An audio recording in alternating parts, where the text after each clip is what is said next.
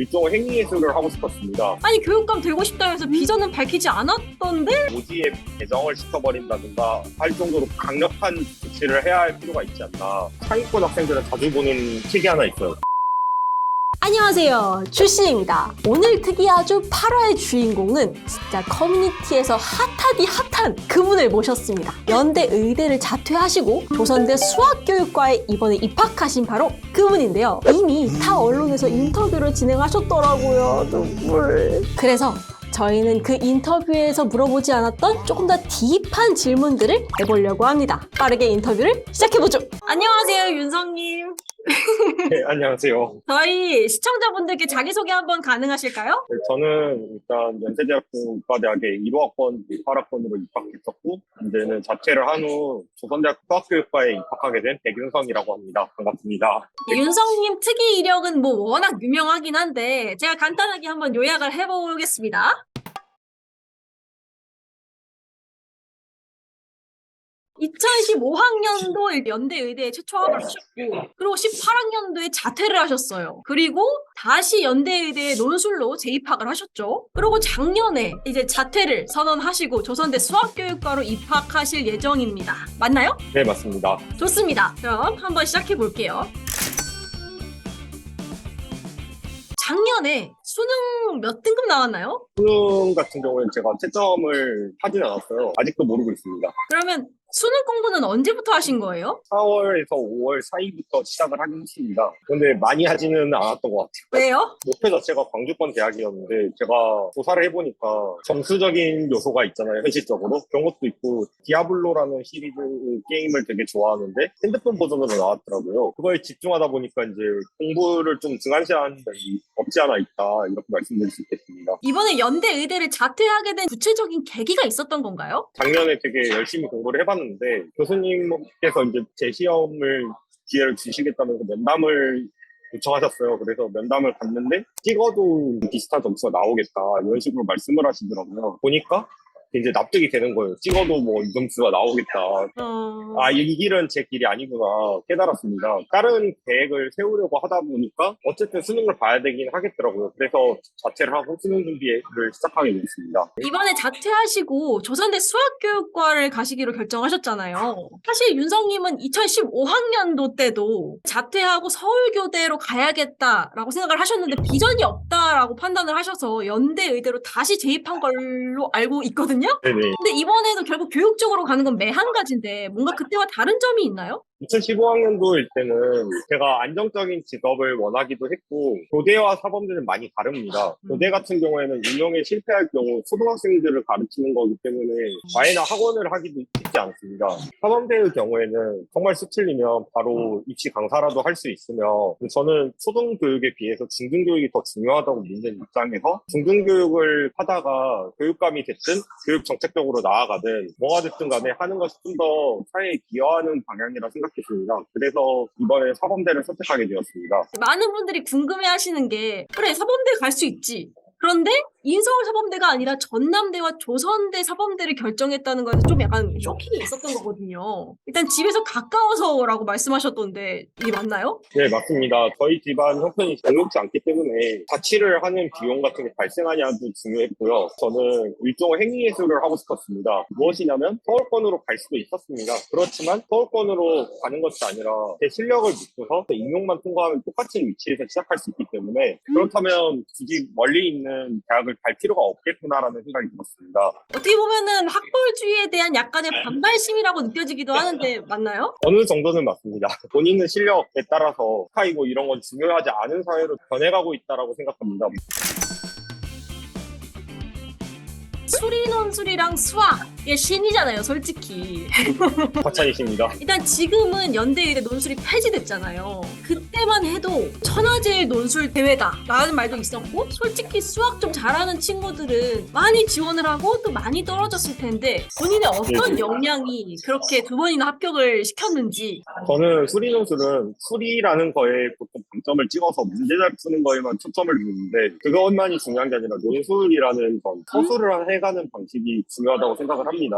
그래서 그 서술하는 방식을 어디서 얻을 거냐라고 했을 때 상위권 학생들은 자주 보는 책이 하나 있어요. 교과서라고 있거든요. 근데 이제 교과서에서 보면 수학적으로 완전히 맞는 소술밖에 할 수가 없어요. 그래서 저는 교과서에 있는 지금은 빠져버린 미적분의 기본 정리 것들을 베껴 쓰면서 외워질 때까지 따라 썼어요. 제가 써도 똑같이 써질 때까지. 아니 그럼 교과서를 어디서부터 어디까지 베껴 쓴 거예요? 조금 복잡한 증명만 있으면 전부 다 그렇게 했습니다. 예를 들자면 뭐 세액 채소 정리 이런 것에 대한 그거는 증명이 없긴 한데 있다고 칩시다. 그러면 세액 채소 정리를 어떻게 증명을 할 것인지가 적혀 있을 텐데 그것을 베껴 써서 외워질 때까지 반복을 했습니다. 그러면 그 수리 논술이 수리도 중요하지만 논술도 중요하다고 말씀하셨는데 네네. 그 논술적인 역량을 키우기 위해서는 어떻게 해야 될까요? 교과서에서 증명 부분 베껴 쓰기 외에도 철다원에서 이제 3개월마다 한 번씩 쓰리노트 공부하라고 주는 자료가 있어요.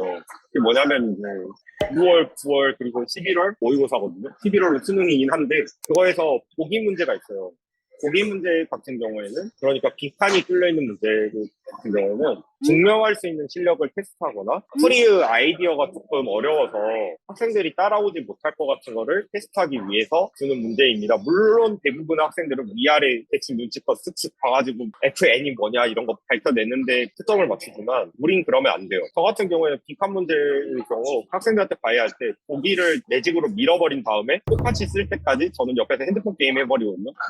이게 기분이 나쁠 거예요, 학생들 입장에선. 비싼 돈 주고, 물론 과외 강사가 옆에서 핸드폰 게임 한다. 제 마인드는 그거죠. 화나면 네가 해. 할 수 있게 만들어. 이거거든요. 보기와 비교대조랍니다. 그래서 보기에는 없는데 자신이 더 쓴 게 있어요. 그건 쓸모없는 거 쓴 거고요. 대부분의 경우에. 근데 보기에는 있는데 본인이 안 쓴 게 있어요. 그건 대부분의 경우에 중요한 건데 빼먹었다는 소리예요. 어쨌든 그런 식으로 훈련을 시키면 이제 합격률도 되게 괜찮더라고요. 그럼 이제 수리 논술 말고 수능 수학으로 넘어갈게요. 유성님께서 다른 커뮤니티에 쓰실 때 수학 고득점을 받으려면은 킬러 문제만 팔 게 아니라 계산력을 키워야 된다 이렇게 말씀하셨던데 맞나요? 네, 그렇습니다. 놀랍게도 제가 과외를 하면서 느낀 건데 3, 4등급인 애들도 수능 킬러 문제들 풀어요.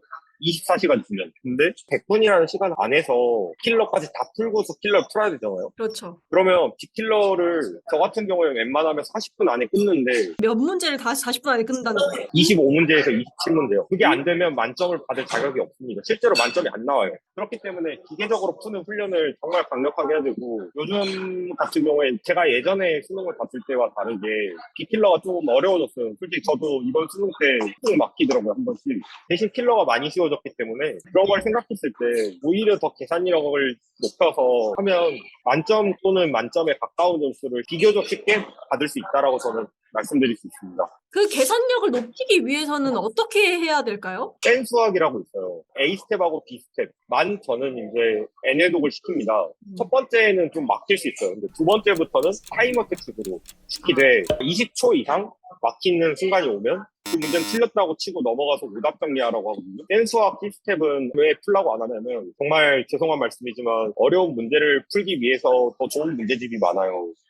우리가 굳이 센 수학 시스템을 풀어야 할까요? 라는 의문이 들더라고요. 그렇게 센 수학을 어느 정도 한 다음에는 블랙라벨이라는 교재가 있어요. 그래서 그러니까입니다. 뒷광고 아니고요. 진짜 아닙니다. 진짜 아니에요. 블랙라벨 교재는 유형이 이제 몇 개씩 빠져있긴 하지만 그래도 난이도 높은 문제들을 유형별로 잘 정리가 되어 있는 교재예요. 그래서 이걸 두세 번 정도 풀도록 시키고 기출로 넘어가면 그 다음부터 기출을 잘 풀어요, 애들이. 근데 솔직히 블랙라벨이 생각보다 어려워요. 많이 어려운 편인데 고난도 문제도 도전을 한 번씩은 해볼 수 있는 실력을 갖출 수 있다고 저는 생각합니다.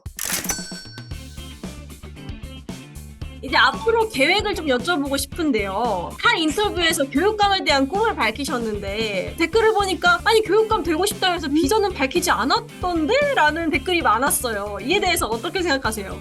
일단 제가 교육감이 되고 싶다라는 이제 단순한 꿈을 얘기한 건데 그것이 출마 선언문을 읽는 자리는 아니었지 않습니까? 내 비전까지 그렇게 다 공개를 할 필요가 있는가? 라는 말씀. 네, 그렇습니다. 그럼 교육감이 돼서 약간 어떤 걸 하고 싶다 이런 거는 생각해 보시지는 않은 걸까요? 공교육의 질이 생각보다 많이 낮다고 판단하고 있습니다. 물론 이제 교원단체들은 싫어하겠지만 일단 교원평가 확대와 교원평가에서 일정 점수 이하라면 오지에 배정을 시켜버린다든가 할 정도로 강력한 조치를 해야 할 필요가 있지 않나. 물론 제가 아직 겪지 않았기 때문에 이렇게까지 말씀드릴 수 있는 거고 점점 제가 교원 생활을 하면서 구체화되겠죠. 근데 아직까지는 강력한 조치를 어쨌든 해야 한다라고 생각이 듭니다. 오늘 인터뷰 저는 여쭤보고 싶은 건 다 여쭤봐가지고 저희 시청자분들께 혹시 한마디 해주실 수 있으실까요? 제가 늘 과외생들한테 마지막 수업 때 했던 말들을 해주고 싶습니다. 도전하지 않으면 어떤 것도 이룰 수 없다라는 말인데요. 제가 연대의대에 2번 입학할 수 있었고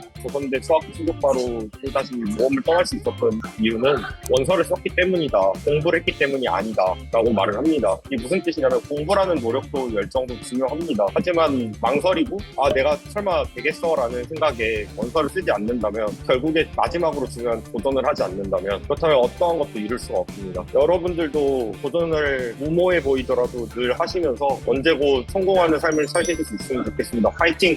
파이팅!